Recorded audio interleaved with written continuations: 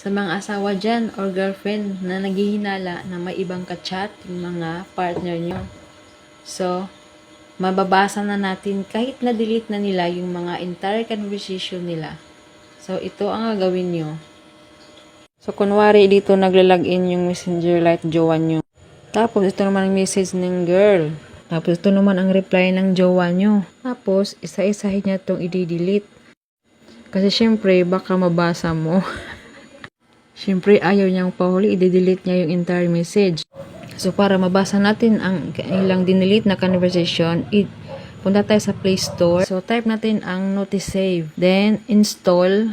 Pagkatapos ng install, yan, installing na. Then, open. Then, click next. That's next. Then, allow. Then, next. Then, click mo yung Notice Save.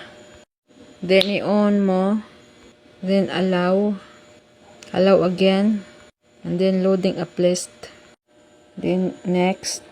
Tapos, makikita mo na yung messenger lite. Then, click back. So, ayan na guys. Ayan na yung